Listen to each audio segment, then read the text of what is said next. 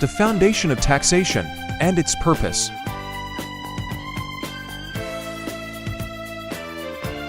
Nature of taxation power. How it is inherent and legislative in character. Inherent limitations of the power of taxation. Basic principles of taxation. Inherent powers of the government, police power, taxation, and eminent domain.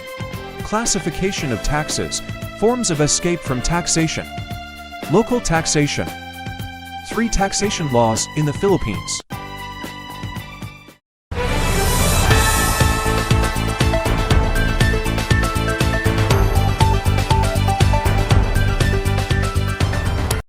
Good day. Mabuhay, Philippines! Together with the Fatima team, I am Alicia Lazaro and will bring you for today's featured news. And it is me, Adrian Mercado, and you are watching Fatima TV Buzz. Today, we explore the fundamental principles of taxation and its essential role in our society. From funding public services to redistributing wealth, we'll uncover how taxation serves as a cornerstone of government functionality. Let's hear the report from Angelica Dantes. Thank you, Ms. Lazaro. Taxation originated as a survival mechanism for the government, but its development as a comprehensive system is a recent phenomenon due to the evolution of taxes and state-economy relationship. Tax laws are a set of rules passed by legislature that allow the government to acquire property as a legal duty or obligation. Taxation is the sovereign power of impose burdens on individuals, property, or rights for government support. Taxation aims to raise revenues for public needs, enabling citizens to live in civilized society. It can be increased to stabilize prices, stimulate production, or decrease to encourage foreign trade. Taxation is an instrument of fiscal policy, influencing the direction and structure of money supply, prices, and the national economy. Taxation is a necessity for governments to function, as resources are required for operations. A true tax is an exaction for revenue supporting the government. This is Angelica reporting, and that's all. Back to the studio. Thank you, Angelica. As we've seen, taxes play a critical role in shaping our society and funding vital services. For more information, here's Danab Mapili for the report. Thank you, Ms. Lazaro. Taxation is an inherent and legislative power reserved by the state, an essential attribute of sovereignty. It belongs to every independent government as a matter of right, and the government possesses it without being conferred by the people, as the sustenance of the government regards their contribution. The power of taxation is legislative, as the only legislature can create tax laws based on policy, necessity, and public welfare. The legislature must also have the authority to prescribe the collection methods and designated enforcement officers, ensuring the highest act of sovereignty in taxation. This is Danab Mapili, reporting for the Fatima TV Buzz. Thank you, Danab. This balance is crucial for ensuring taxations remain fair and just. For us to delve deeper into taxation, it's crucial to understand its inherent limitations. Now, let's hear it from John Red Cahayon. Thank you, Mr. Mercado. Taxation is a necessary tool for governments to finance their operations, regardless of their democratic or despotic nature. A true tax is an exaction for revenue that supports the government operations. We have 5 inherent limitations of the power of taxation. First, we have limitation of public purpose. A tax is a public expenditure that supports the government. Its recognized objectives or directly promotes the welfare of the community. Second, limitation of territorial jurisdiction. A state's sovereignty is limited to its territorial jurisdiction, and its taxing power is limited to its limits, including individuals, property, income, and businesses. Third, limitation of double taxation. Double taxation is direct duplicate taxation, where the same public authority taxes some property twice for the same purpose, without taking all properties a second time. Fourth, limitation of non-delegation of taxing power.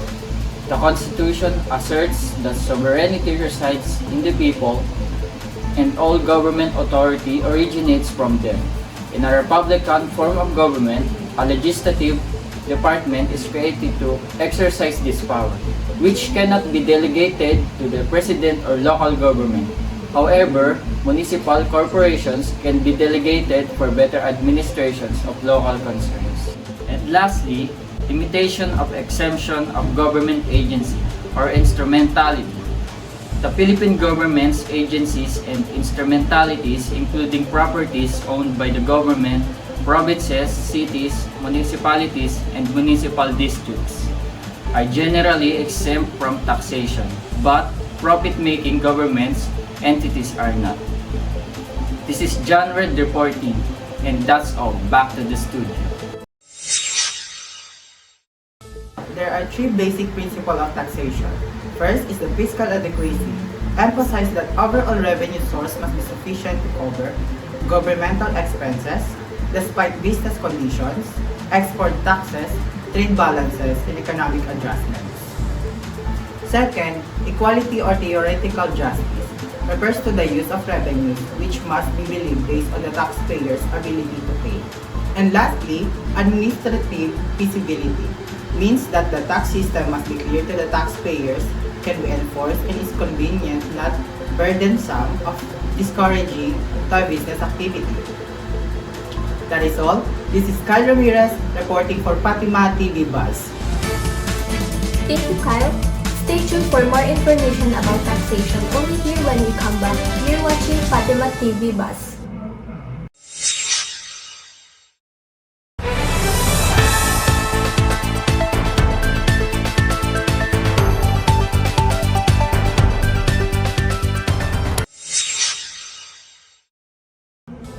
Welcome back, Fatima TV Buzz. Now, let's take a closer look at the inherent powers of government, focusing on police power, taxation, and eminent domain. Let's hear it from Gab Fortes. Thank you, Mr. Mercado. We have three inherent powers of the government. First, the police power, authority of the government to regulate the activities of an individual even in the absence of law for the benefit and protection of the public welfare. Second, taxation, authority of the government to improve taxes, charges, and fees from its taxpayers under sovereignty and/or territorial jurisdiction to support its necessary expenses. Lastly, eminent domain, authority of the government to expropriate private property for public use upon payment of a just compensation.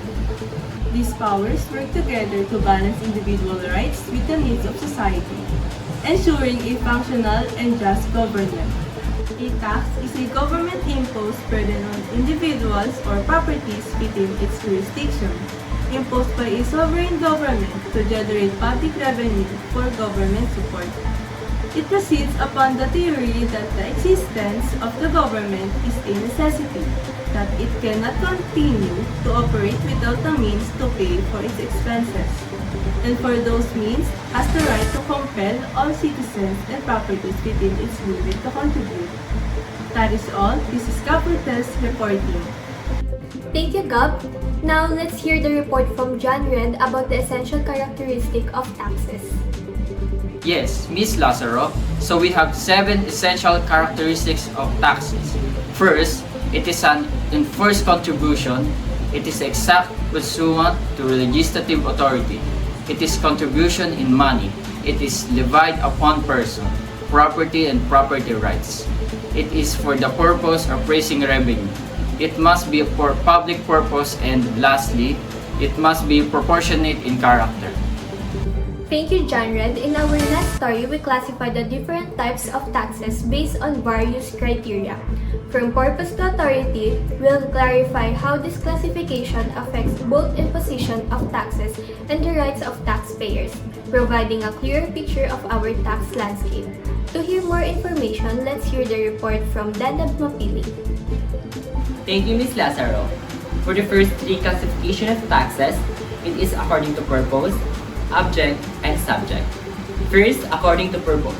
we have the fiscal taxes. It is designed to raise revenues for the governmental needs. For example, percentage tax on locally manufactured commodities. Then the regulatory taxes. It is designed to achieve some social and economic goals irrespectively of whether revenue is actually raised or not. For example, protective tariff or custom duties. Second, according to object, we have the personal captivation or poll tax.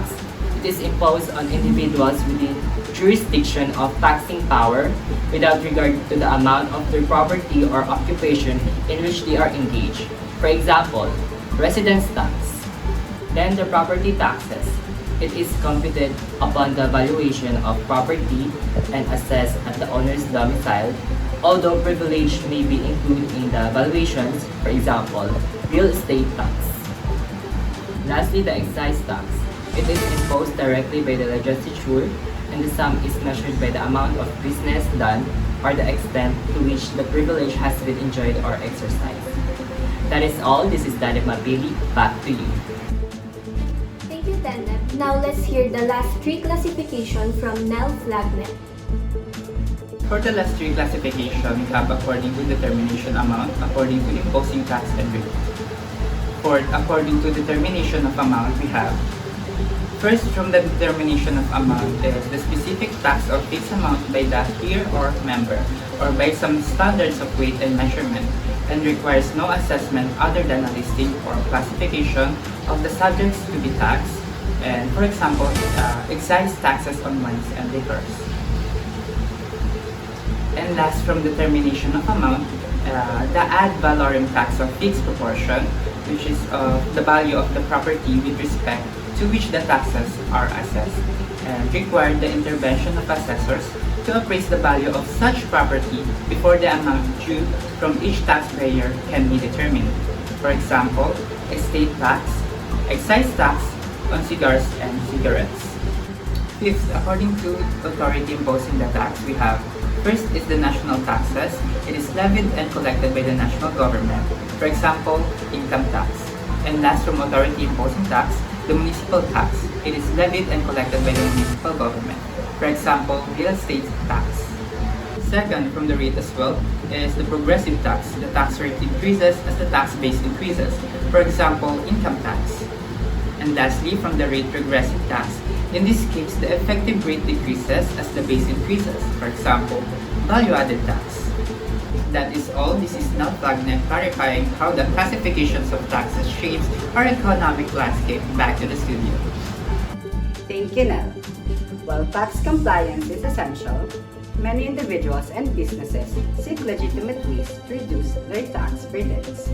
Let's hear the report from Kyle Ramirez about the forms of escape from taxations. Yes, Mr. Mercado, we have shifting capitalization, transformation, evasion, avoidance, and exception for forms of escape from taxation. First, shifting this is a transfer of a burden of a tax by the original payer on the one on whom the tax was assessed or imposed to another or someone else. Second, the capitalization. It is a special form of backward shifting. It occurs when the good is durable good. The whole series of future taxes is to be shifted backward at the time of purchase, and the future taxes must be capitalized and deducted in a lump sum from the price offered. Third, the transformation.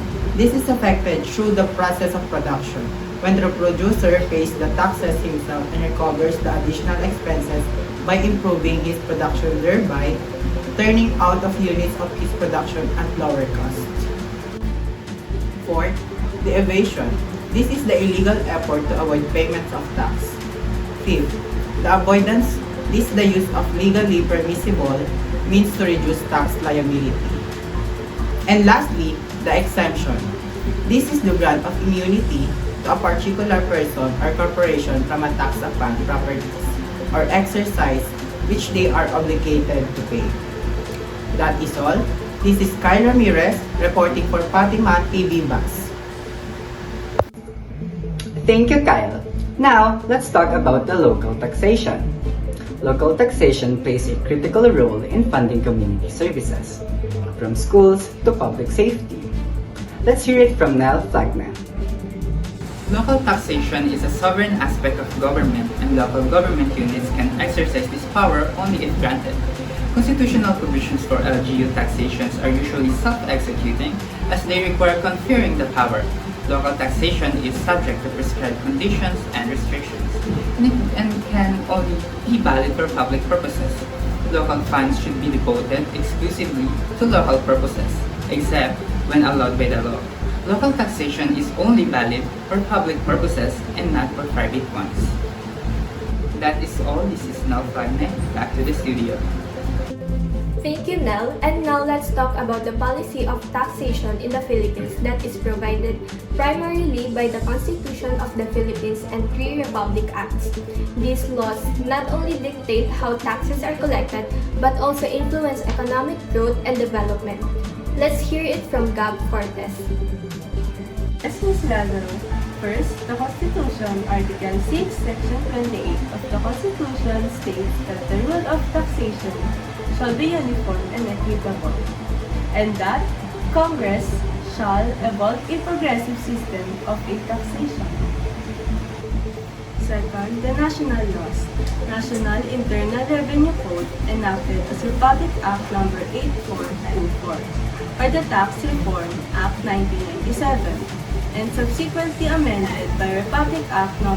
10963, or the Tax Reform for Acceleration and Inclusion Act of 2017. And lastly, the local laws.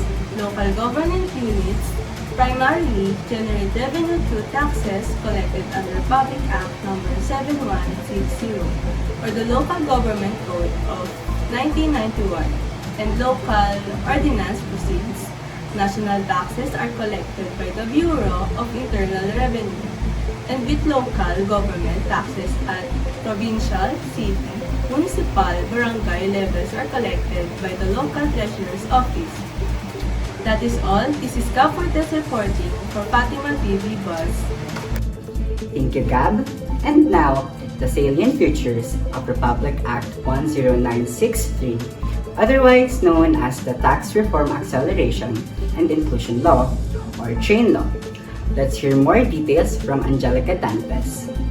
Former President Rodrigo Roa Duterte signed Republic Act No. 10963, also known as Package 1 of Tax Reform for Acceleration and Inclusion Bill, into law on December 19, 2017, amending several provisions of the National Internal Revenue Code of 1997. The tax schedule was effective from January 1, 2018 to December 31, 2022. The minimum wage rates, holiday pay, overtime pay, night shift pay, differential pay, and hazard pay earned by MWEs are exempt from income tax. The 30th month pay and other benefits can be to 90,000. Personal and additional exemptions are already included in the 250,000 exemptions. The repeal of Section 33A of the Magna Carta for persons with disability and Section 22B of the Foster Care Act of 2012 repeals this exemption. VAT thresholds of 3 million applies to non-VTR registered individuals. That is all. This is Angelica Dantes reporting for Fatima TV Buzz.